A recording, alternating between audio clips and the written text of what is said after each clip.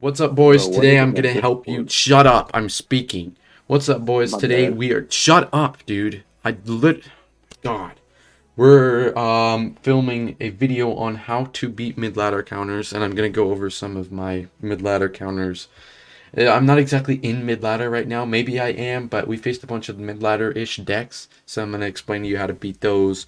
Also, check out our Twitch because this is streamed live on Twitch, and our Twitter. They're both in the description, as well as our Discord servers, so you can hang out with lovely people like Lasketty and High Jump Boy. Now you can say hi. Now you can speak. Now's your. What's up, guys? Yeah, see, there he is. You sound like ghouls. Lumberloon freeze cycle. Lumberloon Freeze 3.0 cycle is our first matchup. It is absolutely hell, but you know, whatever. I don't really care. We won anyways throughout playing, and we didn't realize he had a freeze at first, so we took a bunch of damage there. It'll show up in a second. So he goes with the Mega Minion, and I just went with the lava in the back because I wasn't expecting, you know, Lumberjack minions freeze, but here comes Lumberjack minions freeze, and I was thinking, hey, we can just go with the Skelly Dregs because that wraps it up. And then he goes with the freeze, and we kind of just lose the whole tower. However, I did realize that there's a very unlikely chance that he does have 3 air counters, so I went in again here. He did cycle back to Mega Minion, but it's kind of whatever at that point. We did deal a lot of damage here, even though he uses a Mega Minion and a Snowball. So definitely good there. And I want to say something as well. A lot of mid-ladder counters or hard counters decks out there are like Witch, Wizard, E-Wizard, Inferno, stuff like that. You don't win all of those. Okay, and you've gotta understand that like not everybody wins all of those.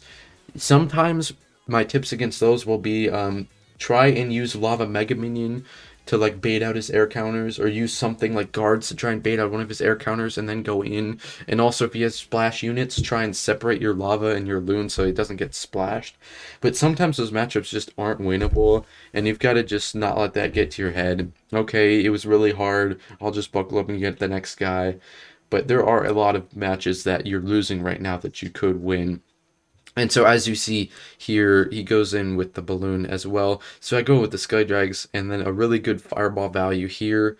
We do miss one minion. It's kind of annoying, but I don't really care. I went in with the zap there as well because I didn't know. I wasn't actually counting elixir right there, so I didn't know if he'd be back to his freeze. But I wanted to keep the Skelly Dregs alive as long as possible so they would take his tower. And sadly, they didn't take his tower, so I was actually kind of mad there. Because I would love to have the pocket open right now, but I know that I could just go with the zap. And so he's shown me that his deck is really cheap right now, so I don't want to go in with a Lavahound if he has a punish card in hand. So like if he has Mega Knight E-Barbs or something like that, don't go with the Lava. Usually I like to go with Tombstone or a Mega Minion first in the opposite lane so we can defend before we go in. That way, you know, when you put a lava down and you only have 3 elixir, you'll technically have 6 elixir because you already played a 3 elixir card. And so we zap there so that we will have the pocket opened up, and so we could go Skelly Drags or something else in there. And we get a little bit of damage here. It's not too much, but I know for a fact now that if he goes Lumberloon in the pocket, we can just pull it to King Tower with the Tombstone, which is kind of big brain play. And we do it many times.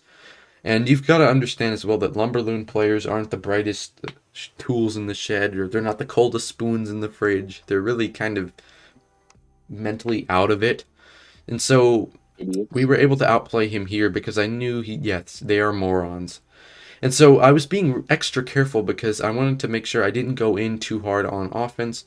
And so here we went with the balloon, the tombstone here because it pulls the balloon. And then we go with the good fireball there. And we have the Mega Minion down. And we were able to kill it, I think, even if he had freezed there. Freezed, I don't know what the word is. But as you can see, lava is chipping really hard on that left side. So we're looking pretty nice. And we pull this balloon back to give us as much time as possible to get back to air counters. And here we almost have the heart attack, but we do get a fireball down in time.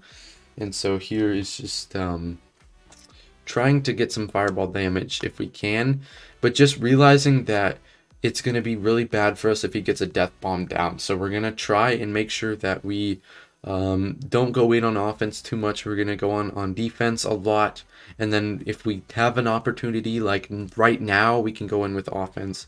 Since I knew he didn't have anything, but I was still being extra careful there with that Mega Minion right there to just make. I just said there so many times, just to make sure that he couldn't, like, I don't want to say penetrate me. That's really gay.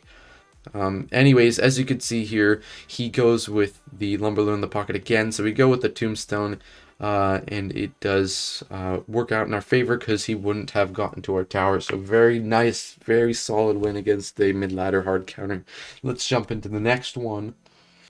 Okay, boys, this is another reason why you should join our Discord because of Hog Rider Expo, bro. Jamal Cornelius Jr. Anyways, Bro, let's what get is into that the next one. picture?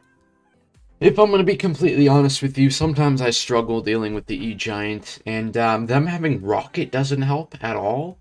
But, yeah, so he had Skeleton Barrel, and I think he played Skeleton Barrel pretty early on here, and I was like, okay, maybe this is some weird bridge spam, log bait type deck. Juan Festa, welcome back to the channel. You said you were going to sponsor me, so I want my tier 3 sub. Anyways, I can smell chicken ramen for dinner, so I'm hoping I can get this video posted first. If not, I'll just end the stream and then I'll have to come back.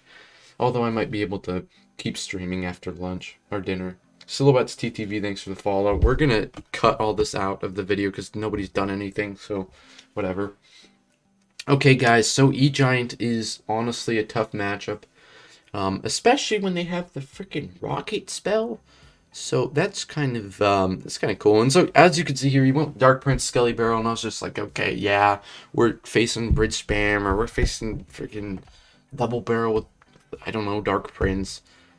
Why would we? Well, I didn't even envision for a second that he would have E-Giant right here, much less E-Giant Rocket. But we see it in the back, and I'm just like, oh, that's too bad because we just used our Tombstone. But I do have the Loon coming in here. So let's just try and get some offense going. And he goes with the Tombstone, and I was just like, that's a little bit of an issue. But I realized if I could bait out his NATO here with the balloon, we could use the Skeleton Dragons to help wrap up the E-Giant so that he wouldn't completely, you know, demolish my tower. Also, hey Freeze, welcome to this stream. I haven't seen you in like a long time. You and Ren blocked me or something. Not maybe it wasn't you, but you and Ren blocked me. I was so sad. I cried, bro. I actually cried for days. You banned me from, or somebody banned me from Trainer Reigns Discord server, and I've never been the same since, if I'm be honest with you. Where are the 30 people? I don't know, bro. PTSD, bro. The 30 people ain't gonna help me win this matchup. That was the problem. And I was just like, okay, as of right now, he has not shown us a big spell. So let's just go in here. We'll try and overrun him, and we go with the deep tombstone that actually pulls it.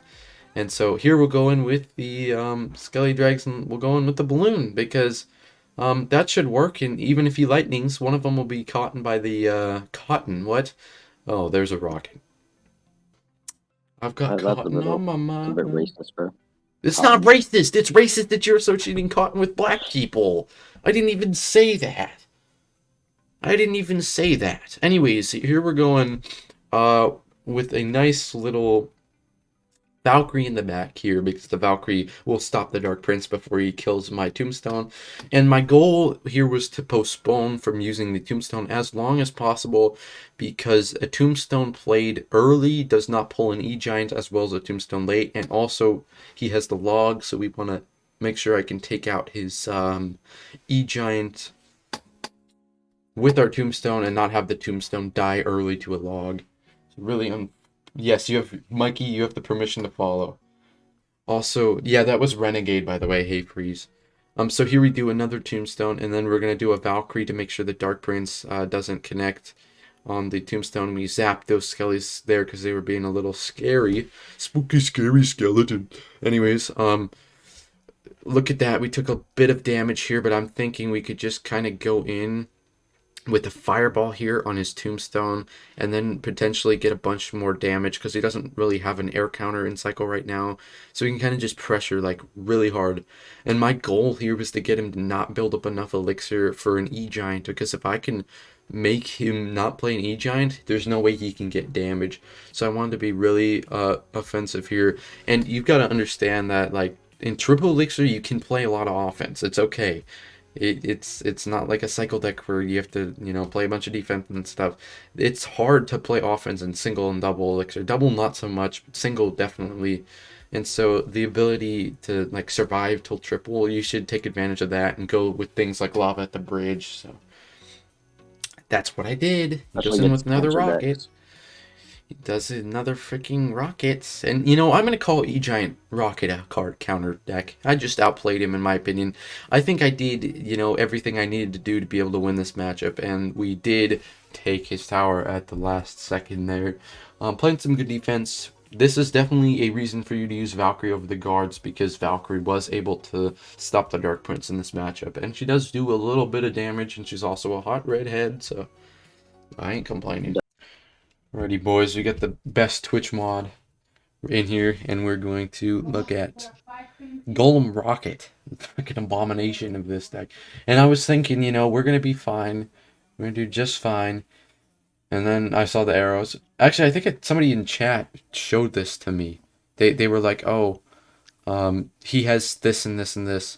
I didn't know that until, like, right now, I believe. Like, as soon as he put something else in the back, somebody, like, used the deck command, and they were like, oh, he has Golem, Witch, Baby Dragon, Minions, Arrows, Rocket. And I was just, like, stunned. Like, Jesus. Anyways, so it was so crucial that we got that early damage. So really, if you can see an opportunity to punish, like, go in, I think that'd be pretty smart. But, my God, Rocket Arrows. Who runs Golem? Rocket, dude. And the next match I'm about to show you is also Lava Rocket, so... Maybe it's not Lava Rocket, I'm lying. I have like 3 Rocket matchups to show you, but... I think the next one's just weird as well. The whole video is weird videos. Weird decks. And so we took a whole bunch of damage here from the Baby Dragon, which is really not nice. We lost our entire freaking damage advantage. So major unfortunate there, but... we were able to not lose the tower, I think is just the goal there. And so here we go in with another Lavahound push. And I'm thinking the tower is low enough on his side that we can get a lot of lava chip, I feel like. And even if the balloon doesn't get to the tower, we'll be fine, because we could just like get Death Bomb. And he hasn't shown a way to like pull our balloon. He also doesn't have really high DPS. So I guess that's the only good thing about this. Also, he finally showed his Witch. And a good thing is that I can use the Valkyrie to counter his Witch much easier than guards. And that's why I recommend this deck for mid-ladder too. And so the minions did get targeted by our tower on the right, which was actually very nice. We didn't manage to stop his golem, but as you can see there, I did a zap there on that baby dragon to try and kill it before my mega minion died, and it worked. But sadly, we weren't able to... oh god, we weren't able to do this saving of the tower. So we went into another situation here, and I'm thinking this is going to be really bad because he has rocket, and literally just like one hit from anything combined with a rocket just wipes us out here.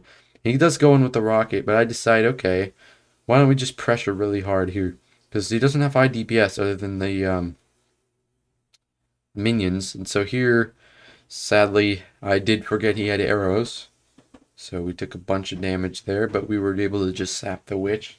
And so that was it's big pro. I don't know, but there is music in the background, I promise. It's just stupidly quiet for the first 30 seconds. Anyways, we are down 500, so I was going with the lava in the middle because I was thinking if we can try and bait out his minions or something and then he can rocket, then that would be really nice. But instead, he didn't do that. He kind of like went with the rocket first. So it was a little annoying, but here I just decided to pull the golem, and I knew we could save our zap because it wasn't going to do anything since the witch already died from the lava pups. And as you can see, we did do 700 or more damage on his tower, and so we're kind of like back into that situation where we're tied in damage. So it's really good for us to go in with the lava here because he is really running a really expensive deck with Golem Rocket, like. And then he goes to the golem, and the minions are just the bane of his existence, because this is like, that's crazy, because he cannot afford a rocket here, and we just win. And that was what I was trying to do with that hide lava. I wanted to bait out like a golem or something. I didn't think he was going to golem there, but I thought he was going to maybe do a witch or a baby dragon, and then maybe we could loon in the middle. But as you can see there, we got to play kind of smart to beat stuff like that because he had a lot of answers. But a quick tip against a golem or something, if you're not sure what to do or if he's like outcycling you, try and go in with the tombstone and the defense first, because it's more important that you defend than that you get damaged. Because as you can see, we won in one push at the end there because we went with defense first and didn't allow too much golem damage. Okay, one more matchup for you guys here. Lavahound mirror. I thought I was a mirror, and then he played the Ewiz. So that's just great. Ewiz lava. We didn't struggle that much with it because it was more like if I knew what he was playing from the beginning, I probably would have played it differently. But he only had the E-Wizard, I think. He had Fireball Arrows, which is really annoying because he counters our defensive units. But he also has Valk Barbs. It's just such a weird combo. And it's also very dangerous because it's really hard to take out the barbs with this deck. Especially given that you're trying to use the Skelly Drags just for like defending his loons. And so here we decided to go with the Mega Minion. It's an unfortunate situation because usually if you want to go lava opposite lane, you need to have your fireball ready for skeleton dragons or something like that. So it actually was a small misplay on my part, but we did find out that he had the E-Wizard. And so, I mean, we saved our tower on the right side, which is it's kind of neat because against Lavahound, if you can keep the pocket like away from them, you really want to try and do that, because that means they can't go like Barb's Loon in the pocket or Lava in the pocket. Because a big reason why some people lose Lava Mirrors is also, you know, screwing up tombstone placements. But it's because they fail a lava push on offense, and there's a bunch of like counter pushing units, and then the opponent just slaps a lava in the middle, like in the pocket, and it's really hard to deal with. So I recommend that if you can, don't overspend on defense, but try and prevent them from taking a tower if you can. So maybe like use a unit that turns into offense, like maybe try and push with the Mega Minion or something.